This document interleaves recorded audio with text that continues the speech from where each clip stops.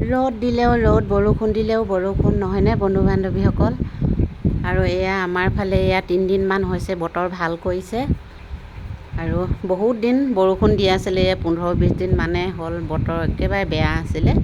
আৰু এইকেইদিন এয়া ভাল কৰিছে। ৰাতিপুৱাই কাপোৰ কানি এগালমান ধুই ল'লোঁ, ধুই এতিয়া এয়া শুকালে আৰু আধা আধি পাতলা পাতলাবোৰ শুকাই গ'ল। এতিয়া চপাই ল'বলৈ আহিলোঁ আৰু লগতে ভিডিঅ'টো আৰম্ভ কৰি লৈছোঁ। আশা কৰিছোঁ সকলোৱে ভালে আছে বুলি, আমাৰো ভাল।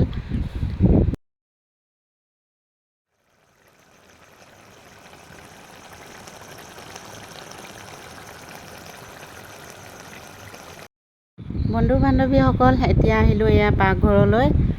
আজি বনাবলৈ লৈছোঁ মাছ, লৈছোঁ এয়া কেইপিচমান বাহু মাছ লৈছোঁ।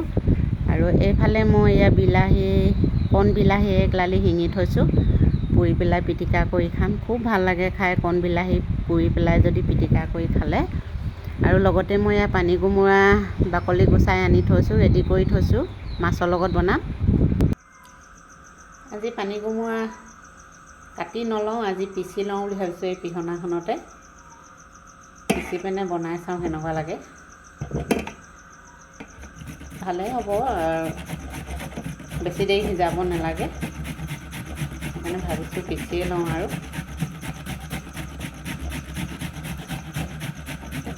পানী কোমোৰাটো আচলতে বহুত ডাঙৰ আছিলে। হাঁহৰ মাংসৰ লগত বনালোঁ এদিন, আজি মাছৰ লগত বনাওঁ বুলি ভাবিছোঁ। এডোখৰ আছিলে, বেয়া হোৱা নাছিলেই, এতিয়া সুদাকৈ খাবলৈ মন নাযায়। মাছ বা মাংসৰ লগতেই ভাল লাগে পানী কোমোৰা খাবলৈ। সেইকাৰণে আজি এতিয়া এয়া আকৌ আজি মাছৰ লগত বনাব লৈছোঁ।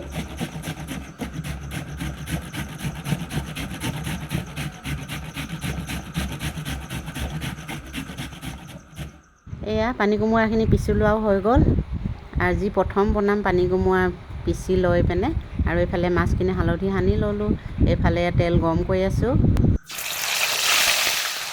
প্ৰথমতে মাছখিনি ফ্ৰাই কৰি লৈছোঁ আৰু লগতে আলু 2 পিচমান দিম, আলুখিনিও ফ্ৰাই কৰি ল'ম। আৰু যিহেতু পানী কোমোৰাখিনি মই পিচি লৈছোঁ, খুব কম সময়তে সিজি যাব। আৰু মাছখিনি ফ্ৰাই কৰি লোৱাৰ পাছতে মই ভাজি ল'ম পানী কোমোৰাখিনি। এয়া ফ্ৰাই কৰি লোৱা হৈ গৈছে। মাছখিনি ফ্ৰাই কৰি লোৱা পাছতে আলু ফ্ৰাই কৰিলোঁ। আৰু এতিয়া একেখিনি তেলতে মিঠাতেল আৰু অকণমান দি দিছোঁ, দি ইয়াতে এতিয়া পিঁয়াজখিনি ভাজি ল'ম।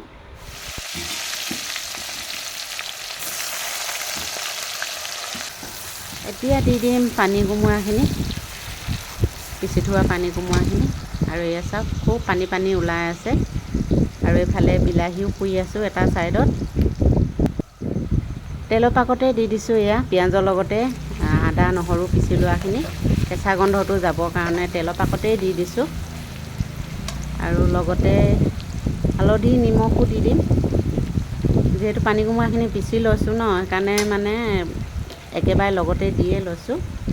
আৰু তাৰপাছত পানী কোমোৰাখিনি ভাজি ভাজি একদম পানীটো শুকুৱাই দিম। তাৰপাছতে আকৌ গৰম পানী দিহে মাছখিনি দিম। এয়া নিমখ হালধি জোখমতে দি দিছোঁ।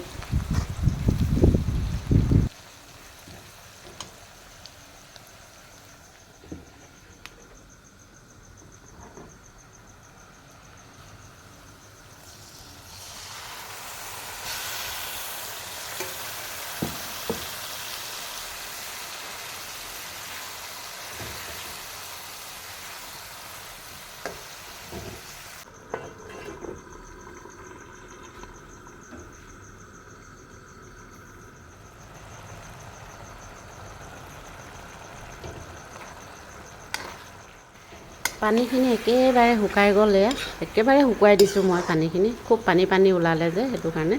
আৰু লগতে মই এয়া কেঁচা জলকীয়া দি দিছিলোঁ ফালি ফালি। আৰু এতিয়া দি দিম গৰম পানী অকণমান।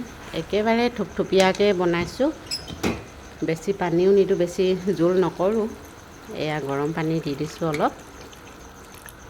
অলপ উতল অহাৰ পাছতে মাছখিনি দি দিম।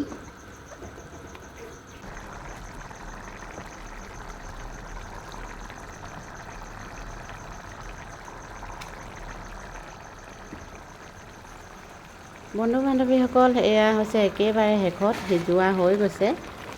আৰু খুব কম সময়তে হৈ যায় পানী কোমোৰাখিনি পিচি ল'লে। এইবাৰ মই প্ৰথম বনাইছোঁ পানী কোমোৰা পিচি পিনে, আৰু ভালেই হ'ব যেন লাগিছে। খুব ধুনীয়া হৈছে ৰংটো। মই বেছি মছলাও দিয়া নাই, একেবাৰে সাধাৰণকৈ বনাইছোঁ। আৰু আজি ভিডিঅ'টো ইমানতে সামৰিছোঁ। ভাত বাঢ়ি লোৱা দেখুৱাই নাথাকোঁ আৰু।